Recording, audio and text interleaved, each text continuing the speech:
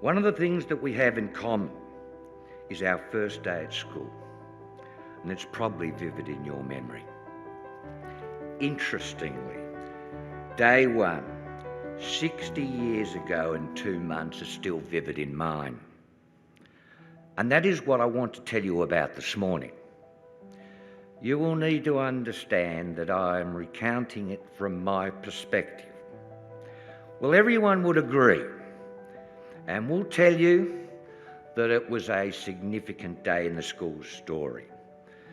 But when you are 10 years of age and way out of your depth and comfort zone, the day was seen by me as one to get through at all costs.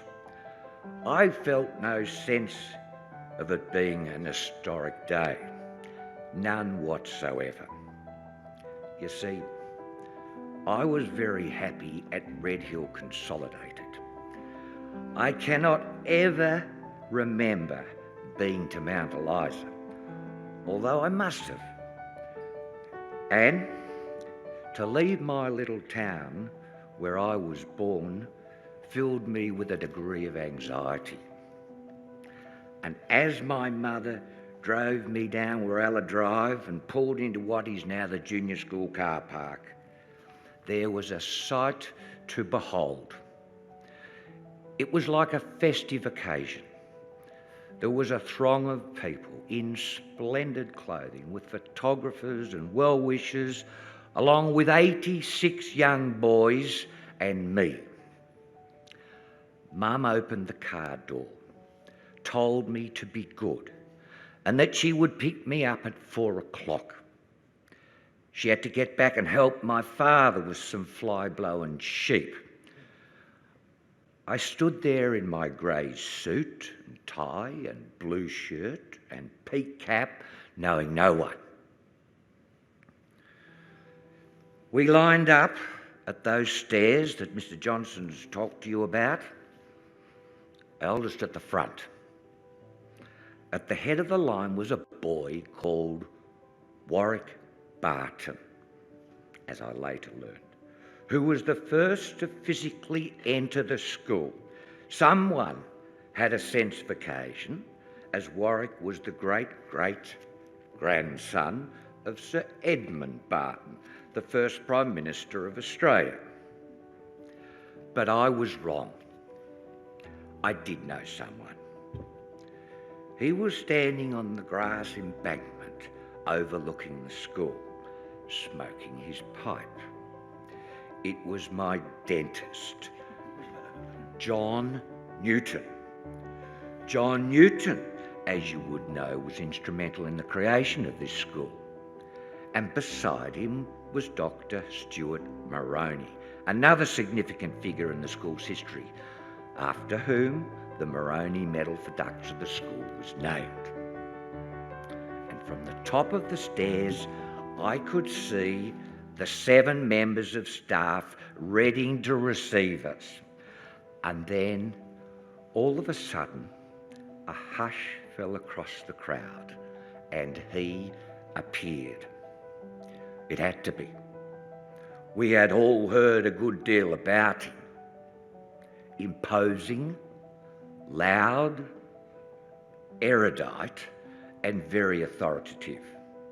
It was Dudley Barrington Clark, the headmaster. Single, 40-ish, and talented, as we came to appreciate. And as an aside to that, your principal, Stuart Johnston, took me and 2 others, Stephen Wilshire and Stephen Braddon, to Dudley Clark's funeral at St Mary's Cathedral, Hobart, about 10 years ago.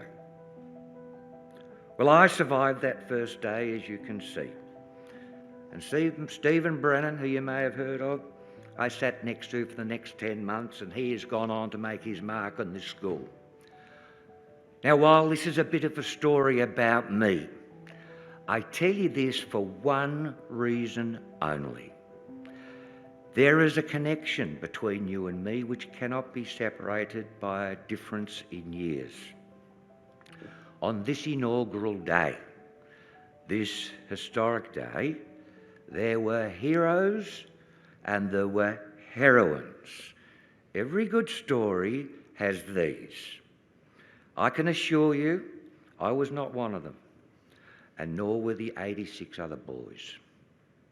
The staff were outstanding in every respect, but it was not them. Those visionary characters like Newton, Moroni, Jaffray, regardless of their inspiring work, do not fit the bill for me. Well, by now, you will have deduced who were the unsung heroes and heroines. Without question, they were my parents and today yours. My parents took a punt. A punt is about a 50-50 bet that this school would work and it would provide me with an opportunity.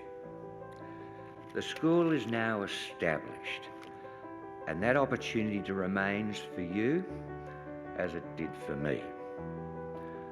I have never reflected upon this February day 1961 until 2 weeks ago.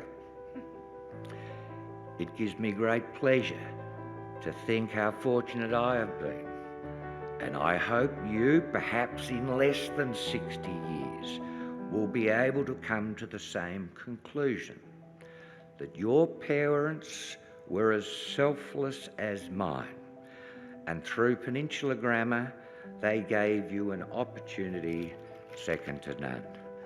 Thank you very much.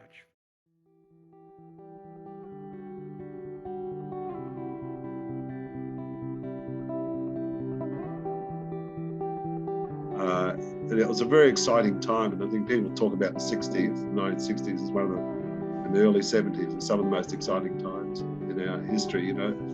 So we were on the wave and we caught it.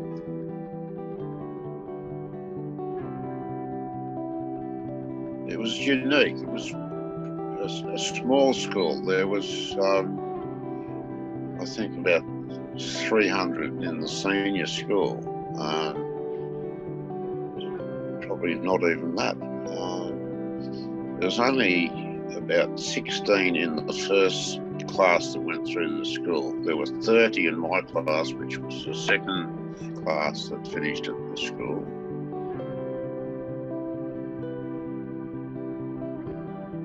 The school was a very small school in those days, and there was basically just that one block of classrooms in the senior school. The teachers I remember, of course, I remember the headmaster, Mr. Dudley Clark, who was a real force of nature. There's no two ways about that. He was critical, I think, to the early success of the school. He was, he was everywhere, into everything, and a man of great, capacity to work hard and all of those sorts of things.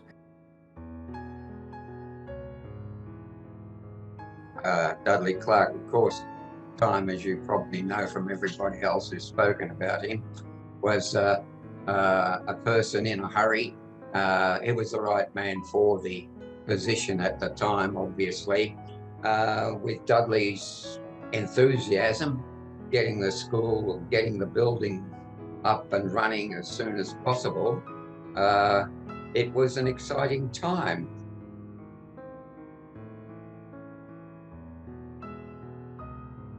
And Steve Longley, I had him earlier in year 8 and year 9, and he went away for a year, and then he came back for a year, if I can remember. But he wasn't there when I got to year 12. He had left. He got married then. He was an amazing person. You know, I sort of can never see him to this day. I can never really fathom him. You know.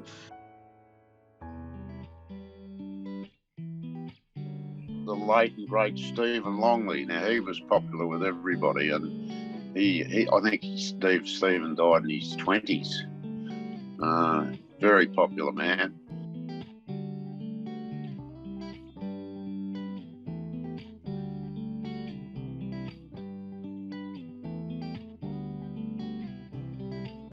in those days, Mount Eliza was a heap of bush. So Dave, you can remember a lot of that too, most probably. There's so much bush. It was great for cross country and stuff like that.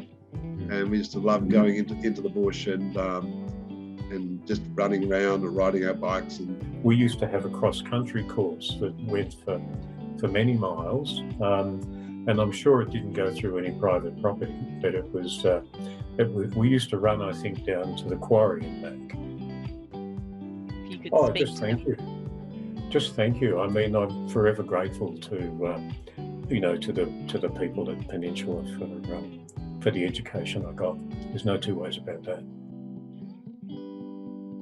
Really believe that I had a privilege to go to Peninsula, and I really enjoyed my time there.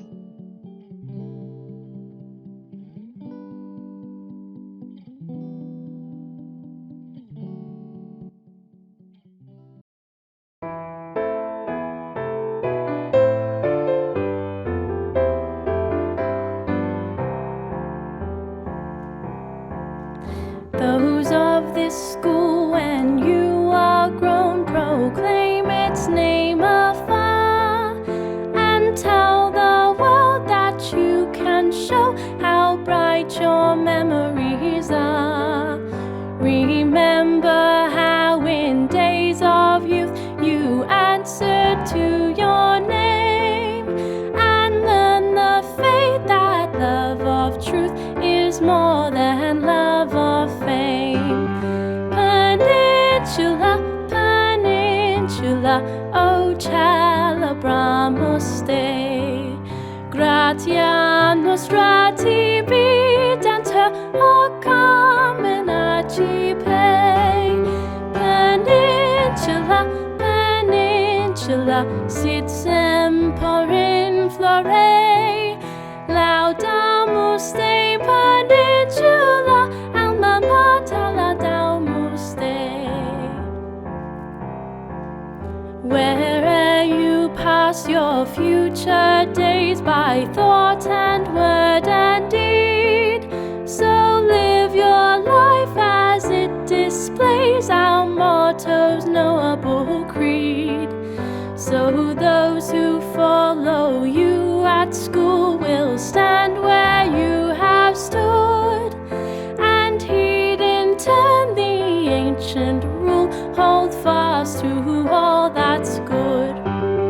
Peninsula, Peninsula, O celebramus Dei. Gratia nostra tibidantur